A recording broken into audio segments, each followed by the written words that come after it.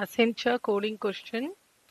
இந்த வீடியோவில் நம்ம பார்க்க போகிறது எல்லாமே கொஞ்சம் ட்ரிக்கி கொஸ்டினாக இருக்கும். நம்மளோட ப்ரீவியஸ் வீடியோஸில் வராத அந்த கான்செப்ட்ஸை தான் நம்ம இந்த வீடியோவில் பார்க்க போகிறோம். இந்த மாதிரி கொஸ்டினும் கேட்டிருக்காங்க. ஸோ நம்ம கொஸ்டின்ஸ் வந்து புதுசாக பார்க்கும்போது அதை அப்ரோச் பண்ணுறது கஷ்டமாக இருக்கும். நிறைய ப்ராக்டிஸ் பண்ணணும். டிஃப்ரெண்டான சம்ஸ் எடுத்து ப்ராக்டிஸ் பண்ணும்போது தான் எக்ஸாமில் நம்ம வந்து ஆன் ஸ்பாட்டில் எழுதும்போது வேகமாக நம்மளால் யோசிக்க முடியும். ஸோ ஓவர் தி நைட் படிச்சுட்டு போய் நம்ம அங்கே எழுதுறது இது வந்து படிக்கிறது கிடையாது, ப்ராக்டிஸ். நிறைய விதமான சம்ஸ் எடுத்து ப்ராக்டிஸ் பண்ணும்போது தான் டைம் மேனேஜ்மெண்ட் பண்ண முடியும். அண்ட் அந்த சம் இப்படி கேட்டிருக்கலாம் அப்படின்னு நம்மளால யோசிக்கவும் முடியும். இப்போ ஃபர்ஸ்ட் கொஸ்டின் பாருங்க. இந்த பேயை வந்து எப்படி கோட் பண்ணியிருக்காங்கன்னா 245 கோட் பண்ணியிருக்காங்க. நம்ம பேயோட நார்மல் நம்பர் என்ன? இதோட நம்பர் வந்து நமக்கு 2, 25 அண்ட் 5. இதை ஆட் பண்ணா 32 தான் வருது. 32 எப்படி 245 ஆகும்? மல்டிப்ளை பண்ணாலும் 2 கார்னர்ல இருக்கிறதுனால எந்த டேபிள்ல மல்டிப்ளை பண்ணாலும் எனக்கு 5 வராது. அப்போ இது நார்மலா பார்க்க கூடாது, ரிவர்ஸ் நம்பர் பார்க்க போறோம். இதுக்கு இப்ப ரிவர்ஸ் நம்பர் பார்க்கறதுக்கான லாஜிக்கு ஏபிசிடின்னு எடுத்துக்கோங்க. இதோட நம்பர் என்ன? 1, 2, 3, 4. ரிவர்ஸ்ல இதோட நம்பர் என்னவா இருக்கும்? 26, 25, 24, 23. மேலேயும் கீழே ஆட் பண்ணி பாருங்க. எதை ஆட் பண்ணாலும் நமக்கு 27 வரும். ஸோ ஒரு நம்பரோட ஃபார்வர்ட் நம்பர் தெரிஞ்சா போதும். ரிவர்ஸ் நம்பருக்கு நம்ம அதை 27லேருந்து மைனஸ் பண்ணா போதும். அந்த 27ஓட லாஜிக் என்னன்னா forward and backward number add பண்ணா 27 வரும். இப்போ எனக்கு இந்த பேயோட நம்பர் 2, 25, 5ன்னு தெரியும். அப்போ எனக்கு இதோட ரிவர்ஸ் நம்பர் என்னவா இருந்திருக்கும்? 25, 2, 25, 27, 25 to 27, 5க்கு 22. இப்போ இதை மூணையும் ஆட் பண்ணா எனக்கு என்ன கிடைக்கும்? 27, 29 அண்ட் 49 வருது. 49 இந்த 245 கொண்டு வரணும்னா 5 டேபிள்ல மல்டிப்ளை பண்ணா வரும். 5 into 9, 45, 5 into 4, 20. ஸோ 245 தான் இதோட ஆன்சர். கரெக்டாக வந்துருச்சு. இப்போ இதே மாதிரி பேட்டர்னை நம்ம ஓலாவை செக் பண்ணலாம். பட் அதே பேட்டர்ல தான் இருக்கும் அப்படின்றதுனால நான் காருக்கு போறேன். CAR. காரோட ஃபார்வர்ட் வேல்யூ என்னவா இருக்கும்? 3, 1, 18. 27 வரணும்னா இங்க என்ன நம்பர்ஸ் வேல்யூஸ் இருந்திருக்கணும்? சாரி, இதோட ரிவர்ஸ் 27 வரணும்னா இது 24, இது 26, இங்க 9. இப்போ இதை ஆட் பண்ணா எனக்கு 59 கிடைக்குது. 59 5 டேபிள்ல மல்டிப்ளை பண்ணா 45, 4, 25 plus 4, 295. 9 into 5, 5. ஸோ 295 தான் இதோட ஆன்சர். 59 5ல மல்டிப்ளை பண்ணா எனக்கு கிடைக்கிற ஆன்சர் 295. நம்ம எப்பயுமே நம்பர் தான் எழுதுவோம். பட் நம்பர் எழுதிட்டு அது கரெக்டா மேட்ச் ஆகலனா ரிவர்ஸ் நம்பரையும் நம்ம செக் பண்ணணும். ஓகே, நெக்ஸ்ட் இதுவும் ஒரு டிஃப்ரெண்டான கொஸ்டின் தான். இங்க பாருங்க. இன்னர் என்ன கோட் பண்ணிருக்காங்கன்னா SNNWJ. மேல உள்ள நம்பர் எழுதுறேன். மேல உள்ள நம்பர் 9, நேரு 14, ஜோதி இது 18. கீழே 19, நேரு 23, ஜோதின்றதுனால இது 10. மேலையும் கீழேயும் ஏதாவது சம்மந்தம் இருக்கா பாருங்க. n வந்து அப்படியே ரிப்பீட் ஆயிருக்கு. ஸோ இதே பேட்டர்ன் கிளாஸ்ல வருதா அப்படின்னு பாத்தீங்கன்னா இல்ல. UPAIIன்னு இருக்கு. அப்ப அங்க வந்து இந்த பேட்டர்ன் ஃபாலோ ஆகல. அப்ப இது என்ன பேட்டர்ன் ஃபாலோ ஆயிருக்குன்னா ஆட் பண்ணா 28 வருது. பாருங்க, மேலையும் கீழேயும் ஆட் பண்ணும்போது நமக்கு 28 வருது. இதே பேட்டர்னை நம்ம MOGELன்னு இருக்கு, இது MODEL மாடலுக்கு செக் பண்ண போறோம். M middle, O stands for Jothi. So 15, 4, 5, 12. 28 வரதா இருந்தா இங்க என்ன வந்திருக்கணும்? 15, 13, இங்க 24, 5னா 23, 12னா 16. 15னா நம்மளோட வேல்யூ ஜோதி. ஸோ O வந்திருக்கும். 13னா மிடில் வேல்யூ. 24ன்றது எக்ஸ், 4 பக்கமும் பிரிஞ்சிருக்கிறது. அதுக்கு முன்னாடி W, 16 பிரின்சஸ். So OMXW. இப்போ இது ஆட் பண்ணா 18 வருதுன்றது எனக்கு பார்த்தோன்னே தெரியாது. இந்த மாதிரி சம்ஸ் விதவிதமா நம்ம சால்வ் பண்ணும்போது தான் இந்த ஆன்சர் இப்படி இருக்கலாம் அப்படின்னு நமக்கு தெரியும். ஸோ நெக்ஸ்ட் கொஸ்டின் பாருங்க. நமக்கு 23, 29. இப்போ எடுத்தோடனே இந்த கொஸ்டின் கொடுத்தோடனே நம்ம என்ன பண்ணுவோம்? 23, 29, 31 டிஃபரன்ஸ் தான் பார்ப்போம். அதே தான் இங்க பண்ண போறோம். டிஃபரன்ஸ் பார்த்தா 6, 2, திருப்பி 6, 4, 2, 4 யூனிஃபார்மாவே இல்ல. ஸோ 6ஆ இருக்கு, 2ஆ இருக்கு, திருப்பி 6 அப்புறம் 4ஆ இருக்கு. அப்புறம் அதே பேட்டர்ன் ஆயிருந்தா கூட பரவாயில்ல, திருப்பி 2க்கு வந்துருச்சு. அப்போ இது வந்து டிஃபரன்ஸ் வச்சு நம்ம இதை செக் பண்ணக்கூடாது. ஆனா வேரியேஷன் பாத்தீங்கன்னா ரொம்ப கம்மியா இருக்கு. அடுத்தடுத்த நம்பர் எழுதுன மாதிரி தான் இருக்கு. அப்ப இது எந்த பேட்டர்ன்ல அடுத்தடுத்த நம்பர் எழுதியிருக்காங்கன்னு பாருங்க. 23க்கு அப்புறம் 29 தான் எழுதியிருக்காங்க. நடுவில் 24, 25, 26, 27, 28 5 நம்பர் எழுதல. அண்ட் அந்த 5 நம்பருக்கும் என்ன ஸ்பெஷாலிட்டி அப்படின்னா இது எல்லாமே பிரைம் நம்பர். கொடுத்துருக்கிறது எல்லாமே பிரைம் நம்பர். இந்த டேபிள்ல மட்டும்தான் இதை டிவைட் பண்ண முடியும். ஃபார் எக்ஸாம்பிள் 28 எடுத்துக்கிட்டா நான் 2 டேபிள், 4 டேபிள், 7 டேபிள், 28 டேபிள்ஸ்லயும் டிவைட் பண்ணலாம். ஸோ இதுக்கு நடுவில் இருக்கிற நம்பர்ஸ் நீங்க எது எடுத்துக்கிட்டீங்கனாலும் அதுக்கு மல்டிபிள் ஃபேக்டர்ஸ் இருக்கும். இப்போ இந்த பேட்டர்னை ஃபாலோ பண்ணி 47க்கு அடுத்த நம்பர் என்ன? 48. ஈவன் நம்பர்னாலே அது 2 டேபிள்ல போயிடும். அப்போ 48 கிடையாது. 49 7 டேபிள்ஸ்ல போகும், அதனால அது கிடையாது. அடுத்தது 50 ஈவன் நம்பர், அதனால அது இல்ல. 51 இது ஆட் நம்பர் தான், பட் 2 டேபிள்ஸ்ல போகாது. ஆனா 3 டேபிள்ஸ்க்குள்ள இதுல ஃபேக்டர்ஸ் இருக்கு. எப்படி செக் பண்ணுவோம் நம்ம? 5 + 1 6. 6ன்றத 3ஆல நம்மளால டிவைட் பண்ண முடியும். அப்ப இதுவும் கிடையாது. 52 ஈவன் நம்பர் கிடையாது. அப்ப என்னோட ஆன்சர் 53. 53க்கு வந்து ஃபேக்டர்ஸே கிடையாது. 3 டேபிள்ல போகாதுன்னு எப்படி சொல்லுவோம்? 5 + 3 8. 8ன்றது 3 டேபிள்ஸ்ல போகாது. So answer prime number. அடுத்த பிரைம் நம்பர் 53. இப்போ இங்க பாருங்க 61, 63, 65, 77, 89, -149. வழக்கம் போல டிஃபரன்ஸ் பார்க்கலாம். 2, 2, 12, 12. இங்க நமக்கு என்னன்னு தெரியாது. இப்போ 2, 2ல இருந்து எப்படி திடீர்னு 12 போயிடுச்சு? 2 2ஆ ரிப்பீட் ஆயிருக்குன்னு தெரியுதா? அப்ப டிஃபரன்ஸ் வந்து பிரிஞ்சிருக்குன்னு தெரியுது. இப்படி பார்க்கலாமா? 61க்கும் 64க்கும் டிஃபரன்ஸ் 4. இந்த 4 தான் 2ஆ பிரிஞ்சு 2, 2ன்னு இருக்கு. 65ல இருந்து 89க்கான டிஃபரன்ஸ் 24. 24 தான் 2 டிஃபரன்ஸா இருக்கு. அப்ப அதே பேட்டர்ன்ல செக் பண்ணா இங்க டிஃபரன்ஸ் நமக்கு என்ன வந்திருக்கும்? 60. 60 தான் என்ன மாறும்? 2 30ஆ பிரியும். அப்ப 89 + 30ன்றது தான் நம்மளோட ஆன்சரா இருக்கும். அந்த blank ஸ்பேஸ் 119 தான் நம்மளோட blank ஸ்பேஸ். இது முதல் தடவை இந்த சம்ம நான் இப்படி அப்ரோச் பண்ணுவேனா? பண்ண மாட்டோம். ஸோ ஃபர்ஸ்ட் தடவை பண்றது டிஃபிகல்ட்டா இருக்கும். இதுல நமக்கு மல்டிபிள் வீடியோஸ் பாருங்க.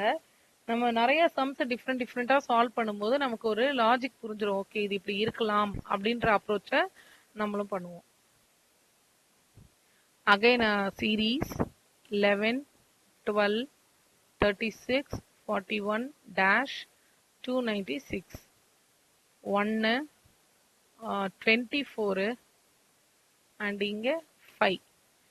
இதுல ஏதாவது நமக்கு தெரியுதா அப்படின்னா இல்ல. 124, 5 அப்படின்றது நமக்கு எந்த இதுவும் தெரியல. அதனால இதை இப்படி பார்க்க முடியாது. இதை நெக்ஸ்ட் அப்ரோச் என்ன பண்ணலாம்னா, இது +1. 12 × 36ன்றது into 3. 12 3s are 36. திருப்பி 36 41ன்றது +5. 1 3 5. அப்ப அடுத்து என்னவா இருந்திருக்கணும்? எனக்கு 7ஆ இருக்கணும். சிம்பிள் மல்டிப்ளிகேஷனா இருந்திருக்கணும். Plus multiplication plus multiplication. So 41 வந்து 7ல பண்ணா 287. அதான் அதோட ஆன்சர். இது ஒரு கோடட் பிளட் ரிலேஷன். இந்த கோடட் பிளட் ரிலேஷன்லாம் சால்வ் பண்றதுக்கு நமக்கு ரொம்ப ஜாலியா இருக்கும். இது ஒரு பிளஸ்ன்றது ஃபாதர், மைனஸ்னா மதர். இந்த மாதிரி கோடட்ல கொடுத்துருக்கிறதுனால தான் இது கோடட் பிளட் ரிலேஷன். இப்போ கீழே இருக்கிறதுல எது ஃபால்ஸ் அப்படின்னு நம்ம கண்டுபிடிக்கணும். ஃபர்ஸ்ட் நம்ம அந்த கொடுத்துருக்காங்கல்ல C/M, அதை வந்து மார்க் பண்ணிக்கலாம். C/M அப்படின்னா C is sister of M. இவங்க சிஸ்டர்ன்ற சொல்றதுனால நான் சர்க்கிள். நீங்க பிளஸ் மைனஸும் யூஸ் பண்ணிக்கலாம். Sister of M. அடுத்தது M-S. அப்ப M is mother of S. M is mother of S. இங்க வந்துருவாங்க. அடுத்தது S-K. S-Kனா S is mother of K. இவங்களும் மதர். யாருக்கு? கேக்கு. K plus D. K is father of D. அப்ப இவங்க ஃபாதர். யாருக்கு ஃபாதர்? டீக்கு ஃபாதர். D cross Q. கிராஸ்ன்றது நமக்கு ஹஸ்பண்ட். ஸோ ஹஸ்பண்ட்ன்றதுனால இவங்க மேலு. யாருக்குன்னா கியூ, இவங்க ஃபீமேல். இப்ப ஸ்டேட்மெண்ட் பாருங்க. எம்ன்றவங்க கேஸ் மதர்ஸ் மதர். கேயோட மதரோட mother correct. K is father in law of Q. கேன்றவங்க கியூக்கு ஃபாதர் இன் லா, அதுவும் கரெக்ட். ஏன்னா ஹஸ்பண்ட் டி, அவங்க அப்பா தான் K. S is D's father's father. எஸ்ன்றவங்க டீயோட ஃபாதரோட ஃபாதர். எஸ்ன்றவங்க மதர், சர்க்கிள்குள்ள இருக்காங்க, அப்ப அது தப்பு. என்னோட ஆன்சர் 3. ஓகே, இதுவும் ஒரு பிளட் ரிலேஷன். ஆனா இது ஒரு நார்மல் பிரான்ச்சிங் பிளட் ரிலேஷன். என்னன்னு கொடுத்துருக்காங்க பாருங்க. Mukesh sister is wife of Ramesh. முகேஷோட சிஸ்டர் யாருன்னு தெரியாது. அவங்க யாருக்கு ஒய்ஃப்னா ரமேஷுக்கு ஒய்ஃப். அதனால ஈக்குவல் டு கொடுத்துட்டேன். ரமேஷ் யாருன்னா ராணிஸ் ஒன்லி பிரதர். ஸோ ராணியோட ஒரே பிரதர் தான் ரமேஷ். அடுத்து ரமேஷோட ஃபாதரோட பேரு மதுர். ஸோ ரமேஷோட ஃபாதர்னா அவரு ராணிக்கும் ஃபாதர் தான். இவர் ஃபாதர்ன்றதுனால box. Sheetal is Ramesh parental grandmother. பேரண்டல்னா அப்பாவோட அம்மா அப்படின்னு அர்த்தம். மெட்டர்னல்னு கொடுத்தாங்கன்னா அம்மா சைடு, பெட்டர்னல் இல்ல பேரண்டல்னு கொடுத்தாங்கன்னா அப்பா சைடு. ஸோ ரமேஷோட பெட்டர்னல் கிராண்ட் மதர் தான் யாருன்னா ஷீதல். அப்ப மாதுரோட அம்மா தான் யாரு? ஷீதல். அடுத்தது Reema is Sheetal's daughter in law. Reema daughter in லான்றாங்க. டாட்டர் இன் லானா அப்ப மதுரோட wife. Equal to Rohit is Rani's brother son. ராணியோட பிரதர் ரமேஷ். அப்ப ரமேஷோட சன் தான் யாரு? ரோனித். ரமேஷோட சன்னா அந்த சிஸ்டருக்கும் சன்னு தான், ஏன்னா அவங்க தான் ஹஸ்பண்ட் ஒய்ஃப். அடுத்தது how is Ronit related to Mukesh. ரோனித்க்கும் முகேஷ்க்கு என்ன ரிலேஷன்? ரோனித்தோட சிஸ்டரோட சன்னு. சிஸ்டரோட சன்னா என்ன வரும்? நெஃப்யூ. ஓகே, இது ஒரு சில்லாஜிசம் கொஸ்டின். இங்க என்ன கொடுத்திருக்காங்க பாருங்க. No blue is white. எந்த ப்ளூவுமே ஒயிட் கிடையாது. No black is blue. No black is blue, இதுக்கும் ரிலேஷன் கிடையாது. இப்போ conclusion. All whites are black. எல்லா ஒயிட்டுமே பிளாக்ன்றாங்க. Wrong. No blue is black correct. எந்த ப்ளூவுமே பிளாக் கிடையாது. Some white are not blue correct. மொத்த ஒயிட்டுமே கிடையாது. சம் ஒயிட் ஆர் நாட் ப்ளூனாலும் கரெக்ட் தான். So conclusion 2 3 follows. இந்த டாபிக்கோட பேரு syllogism. Next, no student is teacher. ஸ்டூடெண்ட்டுக்கும் டீச்சருக்கும் ரிலேஷன்ஷிப் கிடையாது.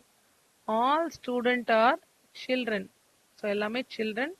Some girls are students. So இந்த சம் கேர்ள்ஸ் இங்க வரணுன்றதுக்காக இப்படி மார்க் பண்ணிக்கிட்டேன். Some children are not teachers correct. சில சில்ட்ரன் டீச்சர் கிடையாது. Some girls are not teachers, அதுவும் கரெக்ட். சம் கேர்ள்ஸ் டீச்சர்ஸ் கிடையாது. நோ கேர்ள் இஸ் டீச்சரும் கரெக்ட். எந்த கேர்ளுமே டீச்சர் கிடையாது. அப்ப இங்க ஆல் கன்க்ளூஷன் ஃபாலோஸ். ஓகே, இங்க கொஸ்டின் பாருங்க. ஸ்டேட்மெண்ட் வச்சு நமக்கு ஒரு ஸ்டேட்மெண்ட் போதுமா இல்ல மல்டிபிள் ஸ்டேட்மெண்ட்டும் வேணுமா அப்படின்னு செக் பண்ண போறோம். 5 persons இருக்காங்க. 1 2 3 4 5 5 பேரு. 5 பேர்ல என்ன சொல்லிருக்காங்கன்னா who sitting third from the left hand. இந்த பொசிஷன்ல யார் இருக்கா அப்படின்றது தான் நமக்கு இப்போ தெரியணும். First statement, B is sitting second to the left of N who is seated at one end. So B second to the left of N. N எங்க இருக்காங்கன்னா என் இங்க இருக்காங்க. அப்ப பி இங்க இருக்காங்க. அட் ஒன் எண்ட்னு சொல்லிட்டாங்களா? One end sorry. P is sitting second to the left of N.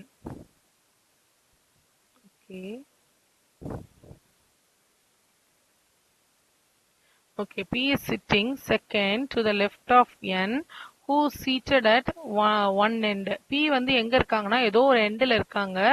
And அவங்க எங்க இருக்காங்கன்னா N-க்கு லெஃப்ட் ஹேண்ட் சைடுல இருக்காங்க. இந்த ஸ்டேட்மெண்ட் வச்சே நம்மளால என்ன பண்ண முடியும்? இதை வச்சே என்னால இந்த எக்ஸ்பிரஷனை கண்டுபிடிக்க முடியும். இப்போ இல்ல எனக்கு இந்த ஸ்டேட்மெண்ட் ஃபர்ஸ்ட் ஸ்டேட்மெண்ட் வச்சே கண்டுபிடிக்க முடியுது. அப்படி இல்ல இன்னொரு தடவை பார்க்கலாம் அப்படின்னா செகண்ட் ஸ்டேட்மெண்டால முடியுதான்னு பாருங்க. Only M and P sits between L and Q. ஒருவேளை எல் கியூ இங்க இருந்தா எம் பி இங்க இருக்கும். ஒருவேளை எல் கியூ இங்க இருந்தா எம் பி இங்க இருக்கும். எப்படி பார்த்தாலும் அந்த தேர்ட் பொசிஷன்ல யார் இருக்கான்றத நம்மளால கண்டுபிடிக்க முடியும். அப்போ இங்க ரெண்டு ஸ்டேட்மெண்ட்டுமே தனித்தனியா ஆன்சர் கொடுக்குது. ஸோ டி தான் ஆன்சர்.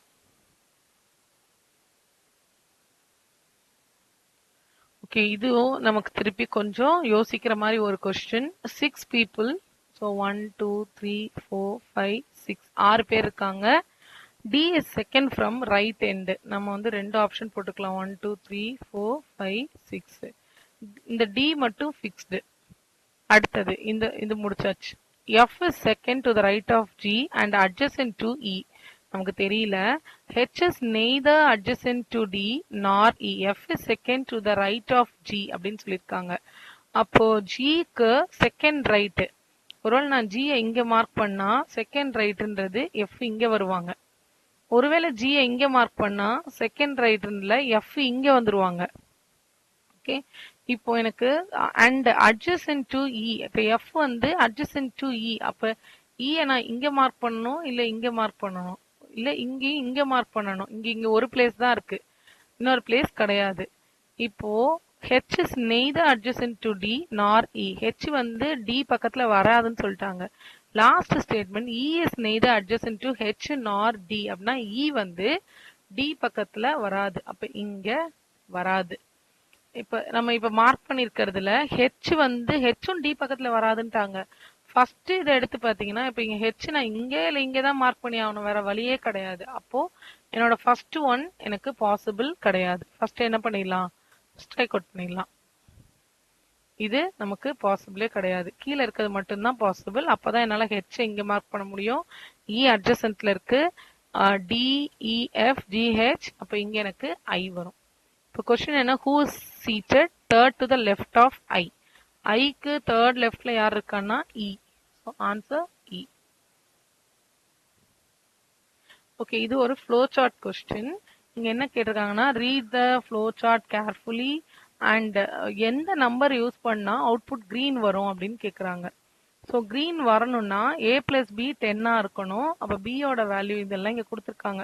நம்ம ஒரு ஆட் நம்பர் யூஸ் பண்ணி பார்க்கலாம், ஒரு ஈவன் நம்பர் கொடுக்கலாம், ஒரு பாசிட்டிவ் இன்டீஜர்னு கொடுத்துட்டாங்க. ஸோ ஒரு 4ன்னு கொடுக்கலாம். இங்க நான் என்ன கொடுக்குறேன், 4. என்ன வந்து 4ன்னு கொடுக்குறேன். என்ன 4ன்னு கொடுத்தா A = 4 + 1 5 ஆயிரும். அப்ப B = 2 × n - 3. என்னன்றத 4ன்னு கொடுத்திருந்தோமா, 4 - 3ன்றது 1. ஸோ 2. இப்போ A+B வந்து 10 வருதா, வந்தாதான் கிரீன் பிரிண்ட் பண்ணணும்னு கொடுத்துருக்காங்க. அதான் கொஸ்டின். வரல. ஸோ 4 கொடுத்தா நமக்கு வரல. அப்ப என்ன பண்ணலாம், 4 வந்து கொடுக்க முடியாது. நெக்ஸ்ட் ஆப்ஷனுக்கு போகணும். நெக்ஸ்ட் ஆப்ஷன் வந்து நம்ம 5 கொடுத்து செக் பண்ணலாம். பாசிட்டிவ் இன்டீஜர் தானே சொல்லியிருக்காங்க. இப்போ n-க்கு நான் 5 கொடுக்குறேன். ஆக்சுவலாக இங்கே சைடில் ஆப்ஷன்ஸ் இருக்கும், இங்கே வந்து நான் ஆப்ஷன் இல்லாமல் க்ராப் பண்ணதுனால இல்லை. A = 5 + 1 6ன்னு வந்துருச்சு. அப்போ B = 2 times of 5 - 3 that is 4. 2 × 2 4. இப்போ இது ரெண்டையும் ஆட் பண்ண எனக்கு என்ன கிடைக்குது, 10. 10 வரதுனால பிரிண்ட் கிரீன். அவ்வளவுதான். அப்ப என்னோட ஆன்சர் n = 5. ஓகே, நெக்ஸ்ட் ஒரு அரேஞ்ச்மெண்ட்ஸ் தான் இது. In a class presentation, 14 students each student presents their research project individually. 10 students presented their projects before Tom. So மொத்தம் 14 பேர் இருக்காங்க. 1 2 3 4 5 6 7 8 9 10 11 12 13 14. இந்த 14ல 10 பேரு டாம்க்கு முன்னாடியே பிரசன்ட் பண்ணிட்டாங்க. அப்ப டாம் வந்து 11th பொசிஷன்ல பிரசன்ட் பண்ணிருக்காங்க. 4 students presented their project between Tom and Freddy. So 4 பேர் வந்து டாமுக்கும் ஃப்ரெடிக்கும் நடுவுல இருக்காங்க. அப்ப ஃப்ரெடி வந்து இந்த பக்கம் இங்க மார்க் பண்ண முடியாது, ஏன்னா அப்ப 4 பேர் வரமாட்டாங்க. அப்ப அங்க கிடையாது. அப்ப ஆப்வியஸா எங்க இருக்கும்னா 1 2 3 4 இந்த இடத்துல தான் ஃப்ரெடி இருக்காங்க. Determine the number of students who presented their projects after Freddy. After Freddy வந்து 6th பொசிஷன்ல இருக்காங்க. அப்போ ஃப்ரெடிக்கு அப்புறம் எத்தனை பேர் பிரசன்ட் பண்ணாங்க அப்படின்னா 8 மெம்பர்ஸ் இருக்காங்க. 8 தான் இதோட ஆன்சர். ஓகே, இது ஒரு ஸ்டேட்மெண்ட் அண்ட் கன்க்ளூஷன் தான். 5 boys are standing at 5 different points of a playground. In which direction S is standing with respect to R? ரெண்டு ஸ்டேட்மெண்ட்டுமே வேணுமா அப்படின்றத செக் பண்ண போறோம். P is standing 20 metre west of S. So P வந்து எங்க இருக்காங்கன்னா west. முதல்ல இங்க டைரக்ஷன் மார்க் பண்ணிக்கலாம். இது north, south, east, west. So P வந்து P is standing 20 metre west of S. எஸ்க்கு வெஸ்ட்ல தான் P இருக்காங்க. ஸோ இங்க இருக்காங்க. இங்க 20 மீட்டர்ல இருக்காங்க. In which direction is S standing with respect to R? R வச்சு கண்டுபிடிக்கணும். ஸோ இந்த ஃபர்ஸ்ட் ஸ்டேட்மெண்ட்ல ஆரே கொடுக்கல. P, S, அப்புறம் Q, இது 3 தான் இருக்கு. அப்ப இந்த ஃபர்ஸ்ட் ஸ்டேட்மெண்ட் வச்சு என்ன பண்ண முடியாது, ஆன்சரே கால்குலேட் பண்ண முடியாது. ஆரே கொடுக்கல. அடுத்தது ஆனா எதுக்கும் நம்ம அதை மார்க் பண்ணிக்கலாம். P வந்து 20 metre west of S and 30 metre north of Q. So 30 metre north of Q. இது வச்சு ஆன்சர் வரல. அடுத்து T is standing to the south of R. T is standing to the south of R and 10 metre north of Q. T வந்து எங்க இருக்காங்கன்னா Qக்கு நார்த்ல T is standing to the 10 metre north of Q. 10 மீட்டர்னா இந்த இடத்துல T mark பண்ணிக்கலாமா, T. And T is standing to the south of R. சவுத் ஆஃப் ஆர்னா ஆர் மேல வந்துருங்க. ஓகே, இப்போ என்னோட கொஸ்டின் என்ன, in which direction S standing with respect to R. இப்போ எனக்கு இந்த ரெண்டு ஸ்டேட்மெண்ட்டும் வச்சுதான் எஸ் எங்க இருக்காங்கன்னு தெரியுது. எஸ் எங்க இருக்காங்கன்னா நமக்கு சவுத் ஈஸ்ட்ல இருக்காங்க. இங்க எது ரெண்டுமே தேவையா இல்லையா அதான் question. So statement 1 and 2 together, both statements are together sufficient to answer the questions. Okay, last question ஒரு coded language தான்.